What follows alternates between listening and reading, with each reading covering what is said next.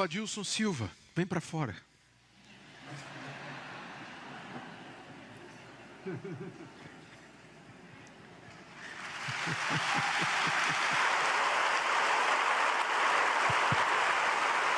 Bom dia. Amém. Todo mundo quer saber por onde a gente começa, né? O Bispo Jadson esteve lá também, porque eu estava particularmente dormindo já essa hora, e os meninos jogando futebol. Criança, sabe como é que é?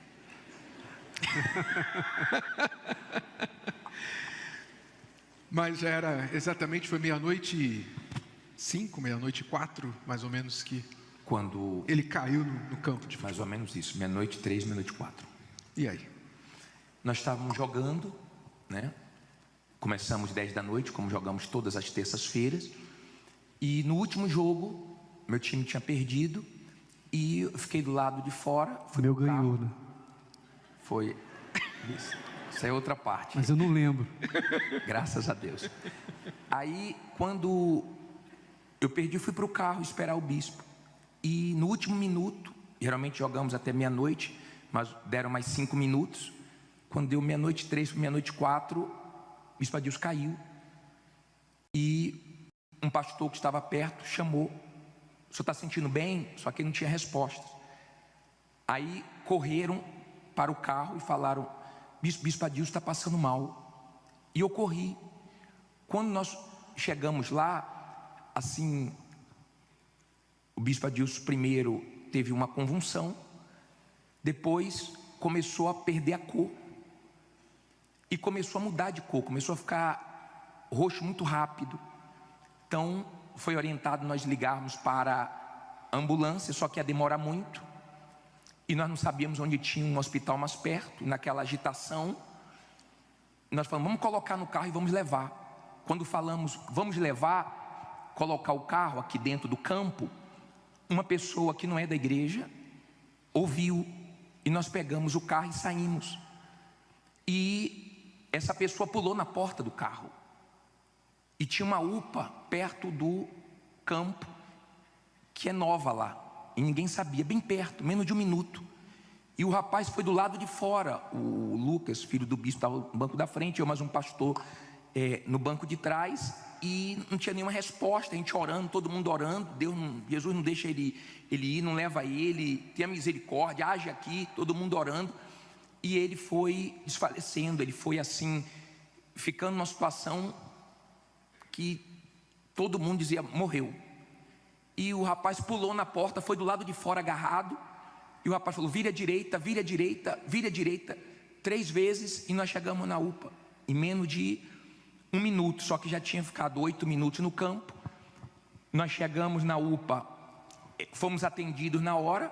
O bispo Adilson entrou, os pastores foram para lá também, nós ficamos orando. Eu liguei para o bispo Renato, depois que ele estava na UPA, mas ele não tinha ainda voltado, acho que era 00:13. Está lá no meu celular. Foi a primeira ligação. Aí você imagina, desculpa, acordar e receber essa notícia, né? Para você entender o que estava acontecendo. Acordei, a ligação foi 1:15. Nós pulamos da cama, Cristiane e eu, e colocamos uma roupa. Na verdade, antes de colocar a roupa, nós levantamos as mãos para os céus. E eu só me lembro que eu dei um grito e falei: meu Deus, agora não. Não é justo. Nós temos tão poucos servos, tão poucos pastores, e o Senhor vai levar um pastor, um servo do Senhor, que é um braço direito, uma perna. Todos os pastores têm valor, não tenha dúvida, mas alguns a gente conta mais do que outros. É assim. Então eu só lembro que eu gritei e falei: meu Deus, agora não. Não é justo isso. E determinamos: traga ele de volta à vida. Porque quando ele ligou, eles tinham acabado de chegar na UPA, estavam lá tentando ressuscitar. Botamos a roupa, pegamos o carro e fomos para lá. Chegamos em mais ou menos 10 minutos. Mas no caminho, o bispo Jadson me liga de novo. O que tinha acontecido? Os médicos o médico ficou junto com a equipe tentando reanimar. Primeiro deu a massagem, depois o choque, e não deixou nós ficarmos lá dentro. Acho que só o filho do bispo ficou lá dentro. Nós ficamos orando. E aquele 1 minuto parece 10, aquele minuto parece uma eternidade. E nós ficávamos perguntando: e agora? Algum sinal? Já aconteceu alguma coisa? Aí viu a enfermeira: não, até agora não voltou, ele não voltou. Quer dizer, se ele não voltou é porque ele morreu, né? Como o doutor falou, não tinha sinal nenhum. E depois de 8 minutos mais ou menos, eu estava no caminho, foi a notícia mais aguardada, né, que chegou. Ele voltou. Foi aí que agradecemos a Deus. Eu liguei para o senhor na hora, falei: bispo, ele voltou, o senhor estava chegando lá. Chegamos lá e eu não sei os procedimentos que eles fazem, deram adrenalina e tal, respiração, enfim. Mas era uma UPA, tinha que ser levado urgentemente para o hospital. Cadê que a ambulância chegava? Foi sair da UPA, era 3 e quase 4 Quase 4 da manhã. Quase 4 da manhã foi sair da UPA. Mas graças a Deus pela UPA, viu? Graças a Deus pelo doutor Dino ali, que foi o primeiro que falou. Fez um excelente trabalho. As mãos de Deus naturalmente usaram as mãos dele e da equipe que ali estava. Porque, como vocês ouviram os médicos falarem, não é normal o que aconteceu com ele. Não é normal. Não apenas ele ter voltado, como ter voltado sem sequelas, depois de 16 minutos, sem batimento cardíaco e sem oxigenação. Bom, aí entra a sua parte. Eu lembro, eu acho que menos de 50% de tudo que aconteceu. Eu me lembro, a primeira memória que eu tenho foi quando a gente voltou do coma e a médica, aliás, os médicos estavam fazendo os primeiros exames para saber se eu tinha alguma sequela. Essa é a primeira memória que eu tenho. Mas antes de falar disso, eu acho que a Rosana, que ficou lá entre a terça-feira de madrugada, terça para quarta, até o dia que eu saí da intubação, que foi que dia? Fala. Sexta-feira. Então, eu acho Anteontem. Então nós Da intubação. Da intubação retrasada. Então, ela ficou o tempo todo no hospital, me acompanhando. E eu queria que você falasse daquele momento que os médicos te falaram, se você tinha consciência do que estava acontecendo. Quando o meu filho me ligou falando que o Adilson estava na UPA, eu falei assim: imaginei que tivesse quebrado alguma coisa, porque futebol, né? Aí ela fala para mim: não, mãe, meu pai teve uma parada cardiorrespiratória e eles estão ressuscitando meu pai. E nisso, como o bispo falou, eu estava dormindo, porque ele chega. Falei: não, meu Deus, está amarrado. Aí nisso, logo depois, ele me liga e fala: meu pai voltou. E desde quando ele chegou no hospital de madrugada, ele já chegou em coma. E o médico falou para mim: olha, ele vai ficar 48 horas em coma induzido. Depois de todo o procedimento. Ele teve um infarto, ele passou por cateterismo e a gente vai esperar ele acordar. Aí eu: tá bom. A senhora sabe o que pode acontecer com ele? Eu falei: eu sei. Ele pode ter um derrame, paralisar um lado dele, ele pode ter várias sequelas do que aconteceu, porque não teve oxigênio no cérebro durante esses 16 minutos. Então a gente está esperando tudo. Eu: tá bom.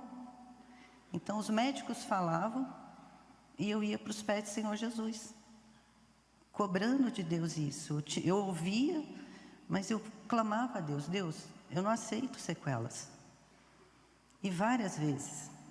E quando ele foi tirado do coma, todos os médicos, tinham vários médicos em volta dele. E ele foi acordando Aí a neuro estava lá, aí, seu Adilson, aperta a minha mão. Ele apertou. Do lado direito, do lado esquerdo, levanta a sua perna direita. Ele levantou. Levanta a sua perna esquerda. Ele levantou. Faz joinha para mim. Ele fez joinha com os 2 dedos, para ver a função neurológica dele. E ele foi respondendo. E eu estava do lado, ela olhou assim para mim, aí olhou para ele, olhou para o outro médico que estava do lado. Eu falei, ninguém explica Deus, é milagre. Então, nesse momento, e eu lembro que eu perguntei para ele assim, teve um momento que eu falei assim, quem eu sou? Qual é o meu nome? Aí ele falou, Rosana. Eu falei, ainda... Aí depois eu pedi para ele falar também, meu filho estava do meu lado. Quem é esse? Aí ele pegou e falou, Lucas. Então, tudo que os médicos viam ali naquele momento era o verdadeiro milagre, né? Então os médicos ficaram felizes porque não tinha sequelas, ele saindo do coma. E teve uma médica, a doutora Filomena, que eu achei assim, uma sacada dela muito... Porque eu estava fazendo todos esses testes e ela falou assim, traga um violão.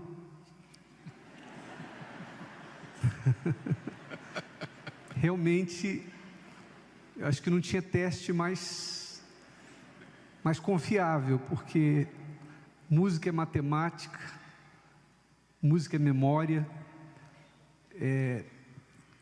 para você coordenação motora, para você fazer os acordes no violão, você precisa de coordenação motora. E aí chegou o violão. E eu lembro da gente cantar 2 canções, tocar 2 canções. Então ali foi como se tivesse ficado provado que não tinha nenhuma sequela. E assim, quando ele fez, a doutora falou, traz o violão, eu falei, não, ela está brincando comigo. Como que ele vai tocar? Ele ainda estava na UTI, cheio de aparelhos. Então foram tirando os aparelhos dele, olha, não precisa disso. Não, e teve complicações nesse momento dentro da UTI. E quando ela falou, traz o violão, eu falei, tá bom. Ela insistiu tanto e trouxeram.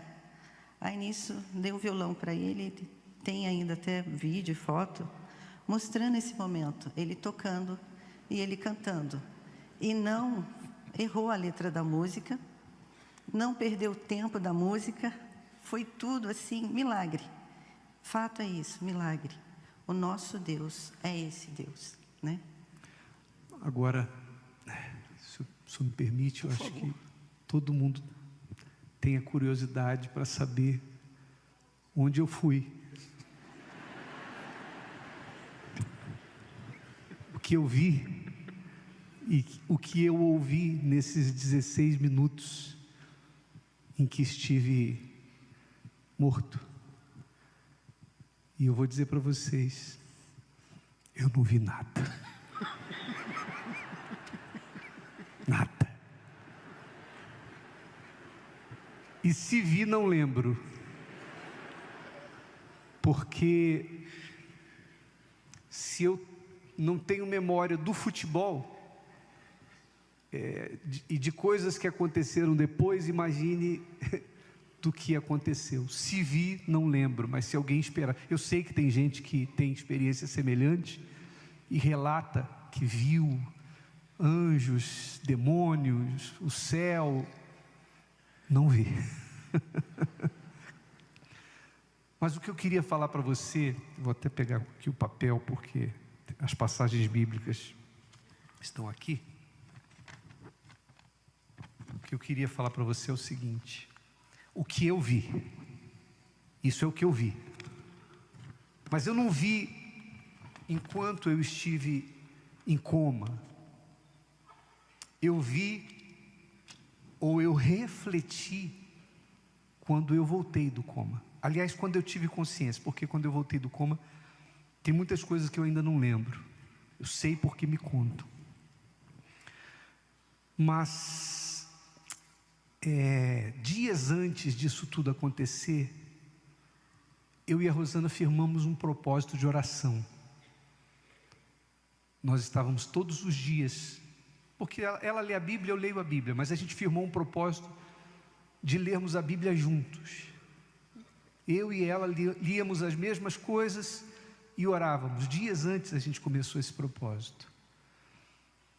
Então, depois de tudo, quando eu já estava fora do coma, no quarto, eu comecei a refletir. E o Espírito Santo me trouxe essa palavra aqui, Tiago capítulo 4, versículo 14, que diz assim: digo-vos que não sabeis o que acontecerá amanhã. Porque que é a vossa vida? É um vapor que aparece por um pouco e depois se desvanece. Eu nunca vivi tanto isso. Porque eu não sabia o que ia acontecer naquela terça-feira. Eu não tinha problema cardíaco até onde eu sou. Pelo menos que eu saiba, eu não tinha. Que eu soubesse. Eu tenho alimentação regrada. Eu faço exercícios físicos, não é só o futebol, uma vez por semana. Eu não tomo refrigerante. Eu tenho...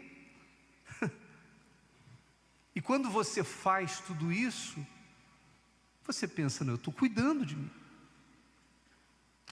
Onde eu ia imaginar que na terça-feira iria acontecer o que aconteceu? Então a gente vê nessa passagem de Tiago a insignificância da vida humana. Insignificância no sentido de dizer, desculpa, não é insignificância, fragilidade. A fragilidade da vida humana. Nós somos como um vapor.